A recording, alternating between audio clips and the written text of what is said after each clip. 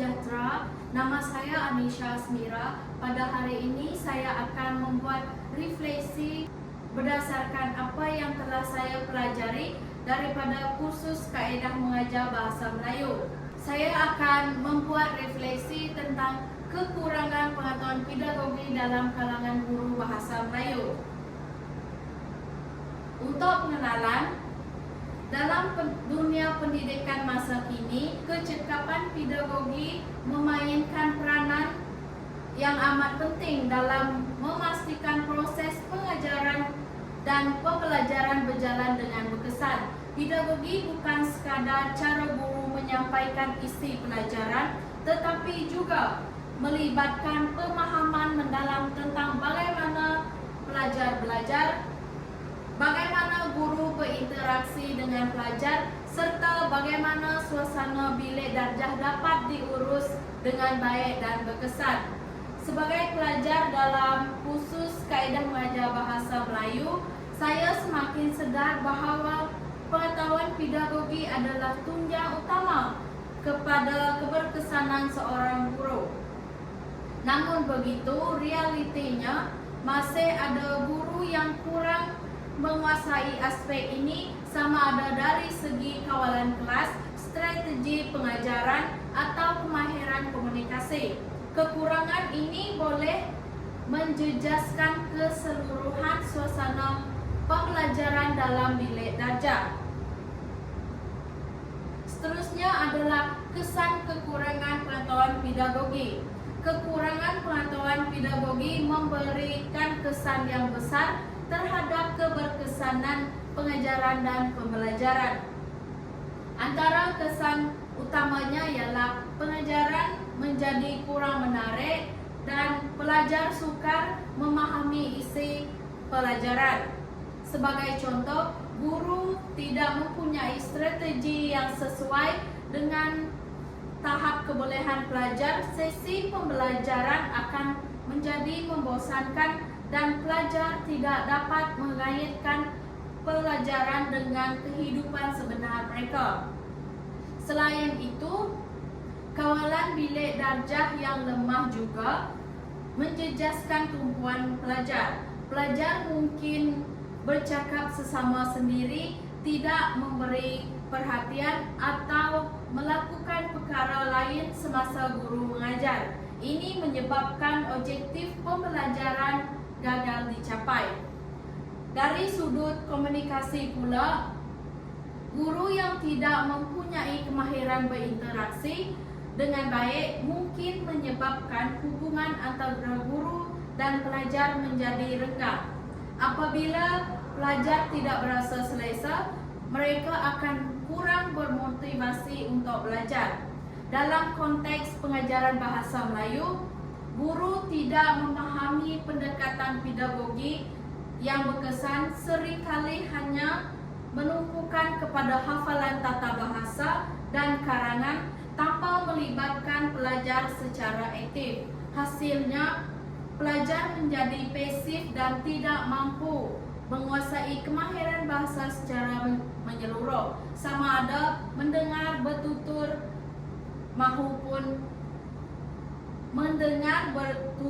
membaca maupun menulis. Seterusnya adalah langkah yang perlu diambil untuk meningkatkan penguasaan pengetahuan pedagogi. Langkah pertama, guru perlu mengikuti latihan dan kursus profesional secara berterusan. Ilmu pedagogi sentiasa berkembang seiring perubahan kurikulum dan teknologi. Oleh itu, guru perlu sentiasa menambah ilmu melalui bengkel, seminar atau kursus agar tidak ketinggalan. Usaha ini membantu guru menyesuaikan diri dengan perubahan kurikulum, pendekatan baharu serta perkembangan teknologi pendidikan.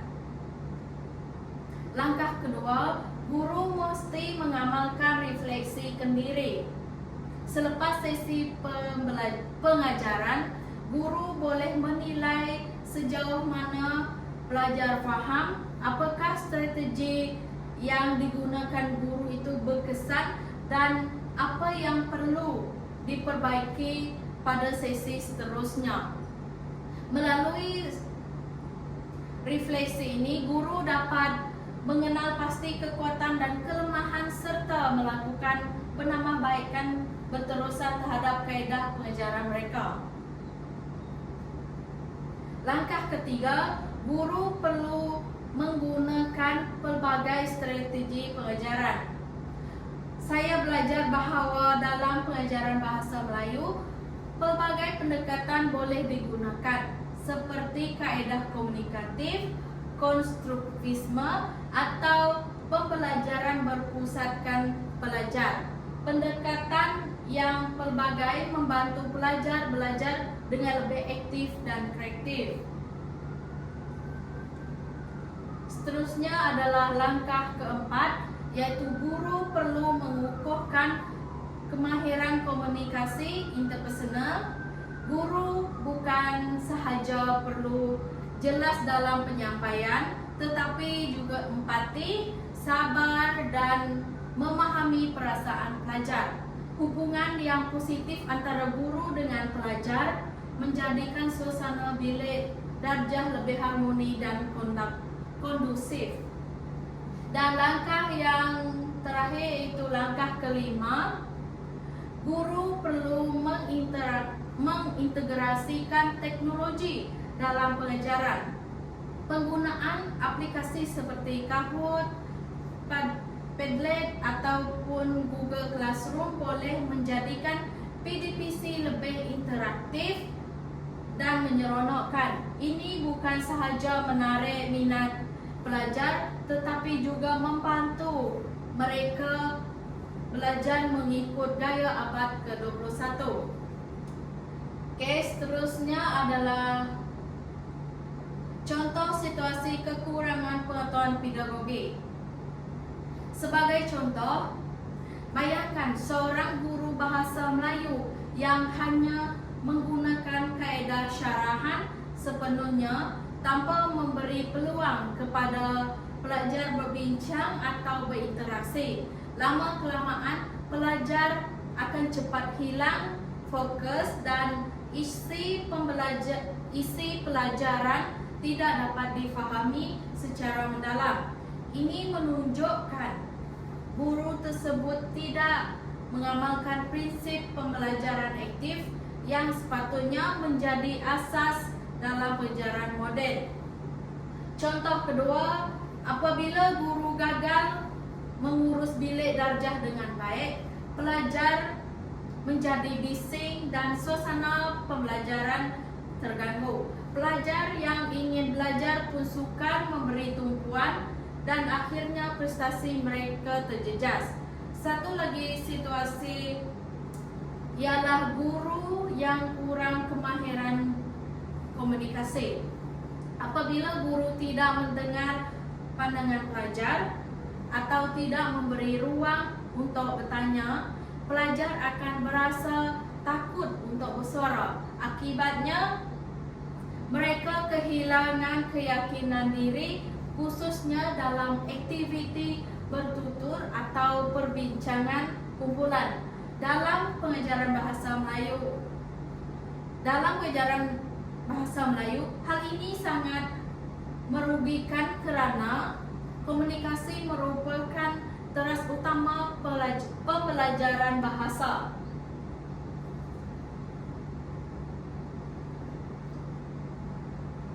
Seterusnya adalah pengajaran daripada kursus kaedah mengajar bahasa Melayu. Melalui kursus ini, saya banyak belajar tentang kepentingan merancang PDPC dengan objektif yang jelas dan terarah. Saya juga sedar bahawa guru perlu menggunakan pelbagai kaedah pengajaran seperti inquiry, permainan bahasa dan aktiviti lakonan supaya pelajar lebih aktif dan berminat untuk belajar.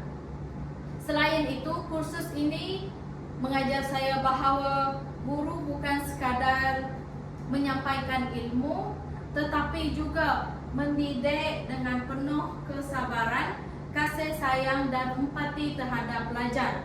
Kefahaman ini menjadikan saya lebih bersedia untuk menjadi guru bahasa Melayu yang berkesan dan berdedikasi. Untuk kesimpulan, sebagai kesimpulannya, pengetahuan pedagogi bukan sekadar teori di universiti, tetapi kemahiran praktikal yang mesti dikuasai oleh setiap guru. Melalui kursus kaedah mengajar bahasa Melayu, saya memahami bahawa menjadi guru yang berkesan memerlukan gabungan ilmu, kemahiran dan sikap reflektif terhadap amalan sendiri. Kekurangan pengetahuan pedagogi bukan sahaja menjejaskan pengajaran, malah boleh memberi kesan negatif terhadap perkembangan pelajar dari segi akademik dan emosi. Oleh itu, saya berpendapat bahawa setiap guru perlu terus belajar, menyesuaikan diri dengan perubahan dan memperbaiki pendekatan pengajaran agar pelajar dapat belajar dengan lebih berkesan, seronok dan bermakna. Sebagai bakal guru bahasa Melayu, saya berazam untuk sentiasa memperkukuh ilmu pedagogi dan menjadi pendidik yang berdedikasi, inovatif serta mampu memberi inspirasi kepada pelajar. Itu saja daripada saya. Sekian, terima kasih.